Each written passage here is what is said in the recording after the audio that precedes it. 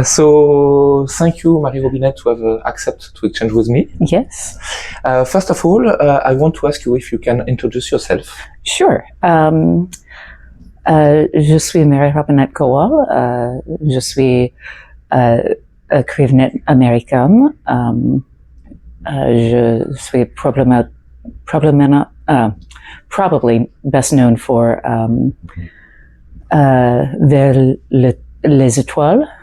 Yes, the first part of Lady Astronaute. Yes. Je suis également une puppeteer professionnelle et la narratrice audiobook. And I taught my cat to speak.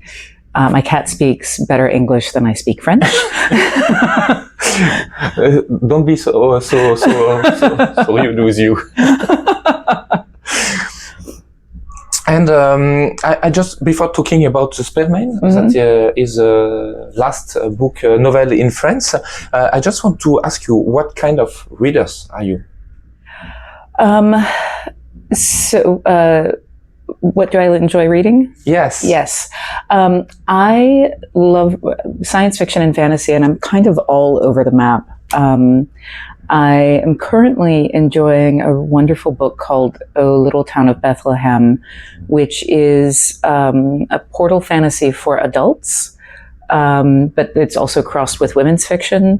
But I'm also reading The Bright Sword by Lev Grossman, so high fantasy to like a urban fantasy, and then I enjoy science fiction, like just hard science fiction.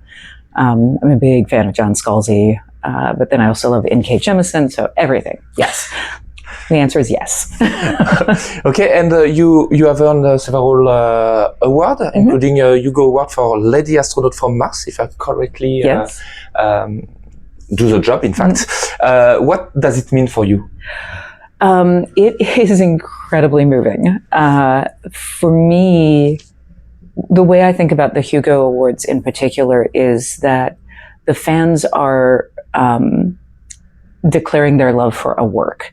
And I believe that a book exists between the reader and the writer. I write it, the reader reads it, but we create something in between us. They are an active participant.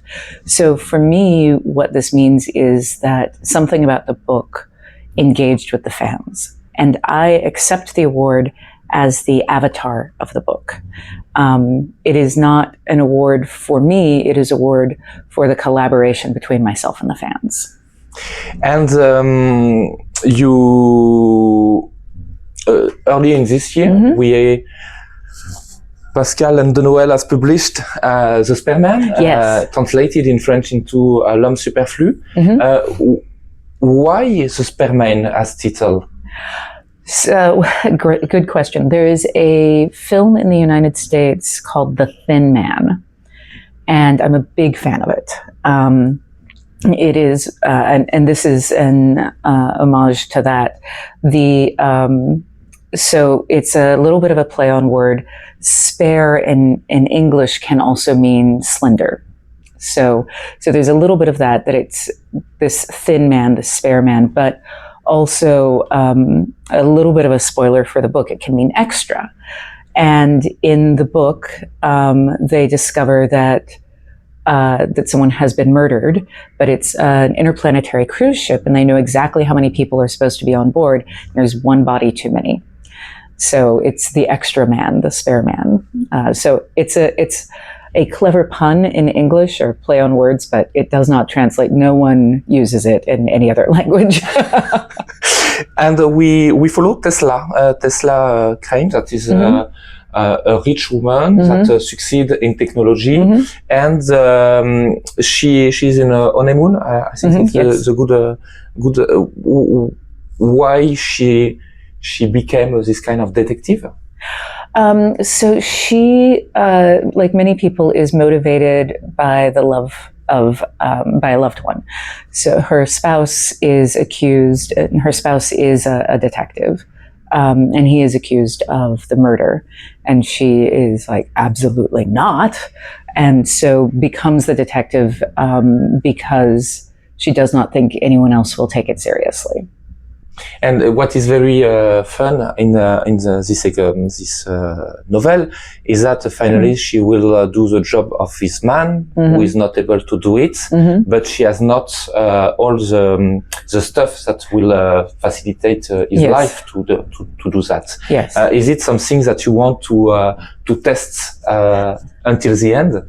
Yes, it is. It's a thing that I enjoy playing with is the idea of picking a protagonist who is uniquely unsuited for the problem, and then taking whatever their area of competence is and removing it from them. So Tesla is used to being able to solve problems with money, and this is not a problem she can solve with money. So she has to use other skills, and that I think that offers a lot of fun for me as the writer, enjoying torturing my characters. And when we read the title in French, superflu could mean what is not really useful. Oh, interesting. That's great. And so it's bring a new vision on shall, yes. We think that he is not really useful with this story. Do you want to make it a kind of secondary character? He ask me that again, a slightly different way. Sorry. My question is in the book, in the novel, finally, Charles is in the second line. Yes. Regarding Tesla. Yeah. Yes, he is obviously very important to her, but he is not the driver of the story.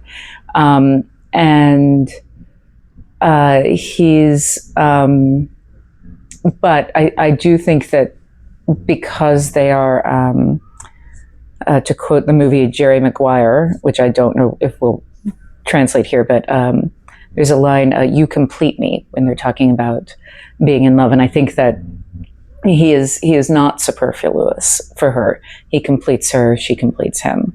So secondary character in terms of plot, but in terms of the life outside of the book, definitely not. And like in Lady Astronaute that I've just started, so I read the first parts of your novel. You put woman really in front of the story, and so you are. When we talk about you, we think about a feminist. Does it make sense for you that you have this kind of I don't know how we say etiquette? Label? Yes, it does, and it's also frustrating because you don't go to a man who puts men characters at the front of their books and say, "Are you a chauvinist?" Yeah. You know, it was exactly my purpose. Yeah. So it makes sense, but it's also in that it says a great deal about the state of the world. But for me, I am just putting in a character. Yes, it was exactly my question, because when we have a man that read a book, we don't say, "Oh, you have chosen a man," but when a woman put a woman, we say, "Oh, yes, you are feminist." So it's really the question. And I want to talk a little about the dog. Oh, yes. We have a kind of running gag. Everyone likes this dog. There is no dog, a live dog in Earth, in your future? So we have a dog. We do have a dog, actually. The important thing to know is that Gimlet, the dog, will always live. Does not matter how many books I write or how much danger people are put in, the dog will never die. Gimlet is based on a real dog, whose name is also Gimlet, who is just joyous. And I was visiting with a writer friend, Eileen Cook, and trying to come up with a name for this dog. And I'm like, wait, Gimlet, because Gimlet is the name of a cocktail and they drink constantly through the books. But yes, I love dogs. I've always been a cat person. We have a new dog for ourselves, who is a what you see is what you get kind of dog. She's delightful, but she's also like Big. And if I talk about the dog, it's because it's a kind of medical dog. Because I don't talk about this point, but I will refine this name. Tesla has some physical disability, yes, and his dog is a very important yes. tool to help her. Do you expect from medical and technology to conciliate, to help people with disability? I do. Actually, this is based on my mom. My mom had Parkinson's, and so she had a deep brain stimulator, and I based Tesla's deep brain pain suppressor on my mom's implant. And then my mom also had a service dog. Her service dog, Captain, was a mobility dog, so he was basically a walker on four legs.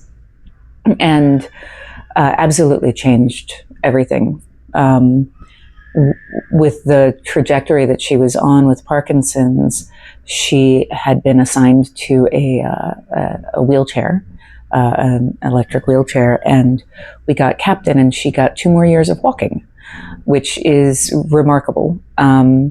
So I know several people with service dogs for PTSD, and one of them, Jordan Corella, they were a consultant on this, and they said that their service dog would notice that they were having a panic attack before they realized that it was happening.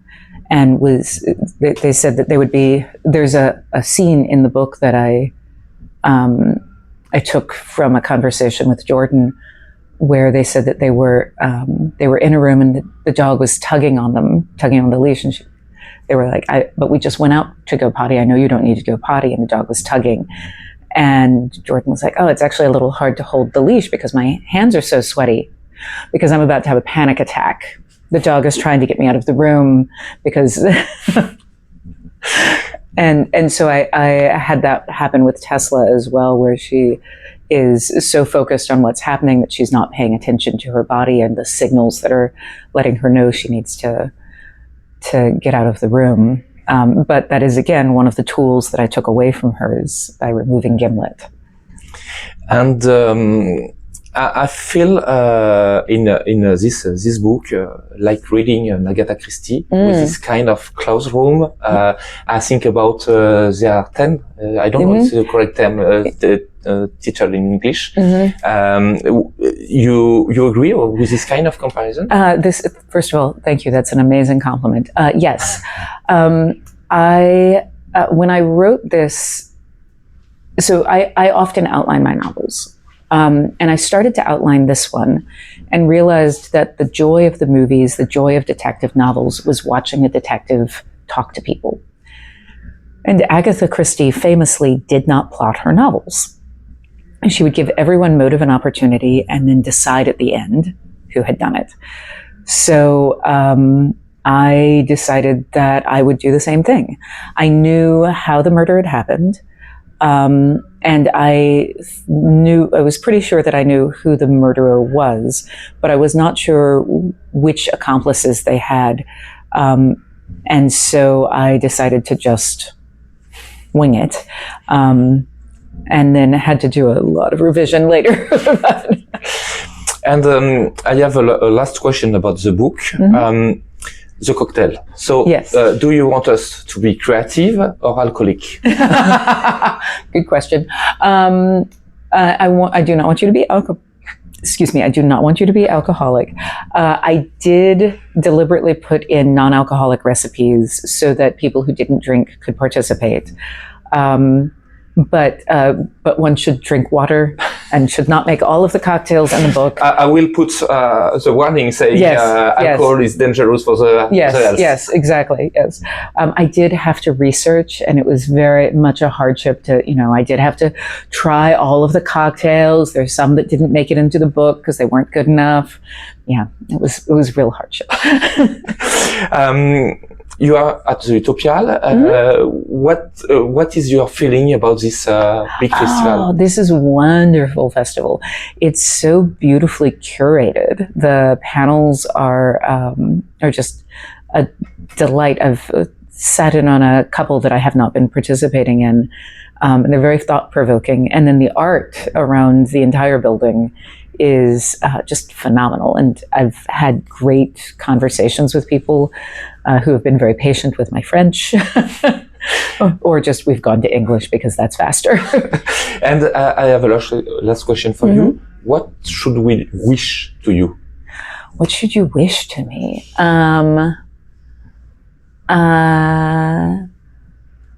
I think it's interesting because I was just on a panel at another conference the weekend before this, and we talked about what the meaning of success is. And the meaning of success for me is that I want to write. So, because that means that I'm working on a project that I'm excited about and writing it for people that I want to be writing it for. So I think if you're going to wish something for me, wish that I am happy while I'm writing. Thank you very much, Mary Robinette.